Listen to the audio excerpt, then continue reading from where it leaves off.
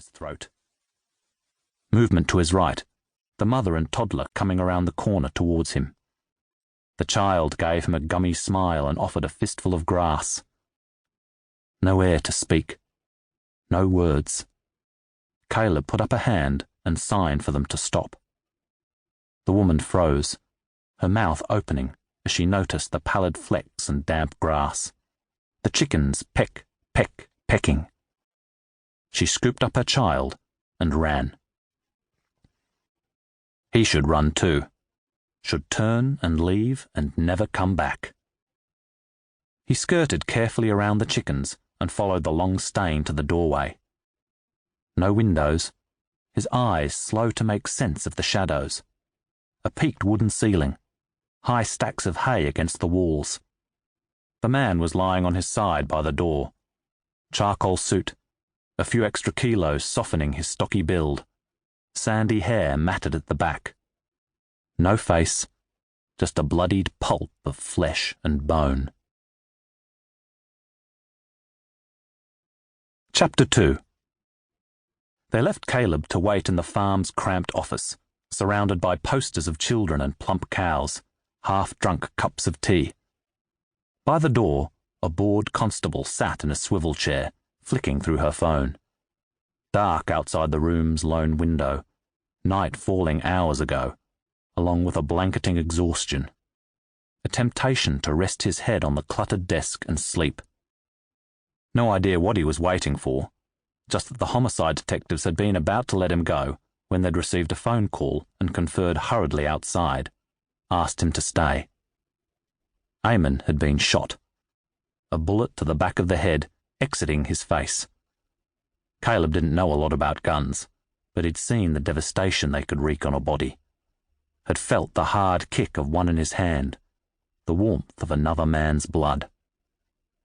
He started as the constable leapt to her feet. Two suited men were coming through the door, both taking up a lot of space for not very large people. A quick flash of their IDs and a few impenetrable words to the constable, and she left, closing the door behind her. Both men gave Caleb the cop once over as they crowded into the room, one smaller and clean-shaven, his mate with a brown goatee like a half-eaten rabbit.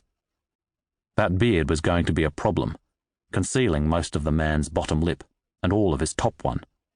When the hell had Victoria Police started allowing its employees to have facial hair? Beardless pulled the free chair in front of Caleb and sat, but there was nothing settled about him.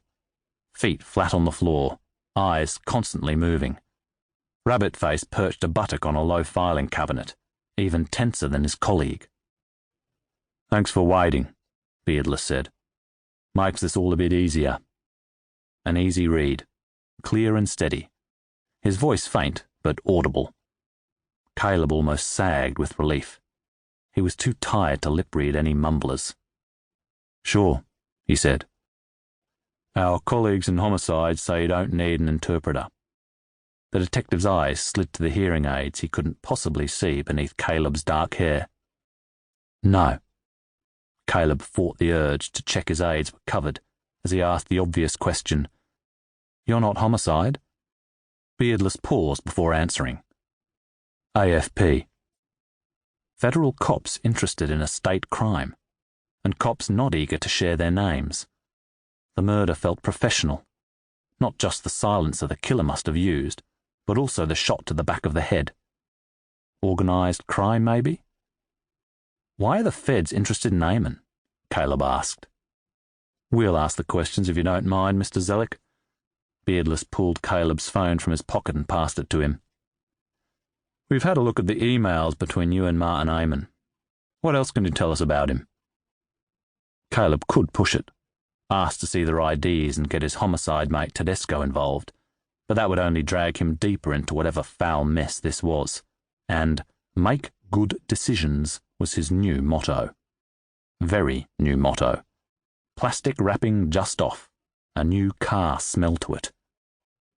"Nothing," he said. "The emails are it."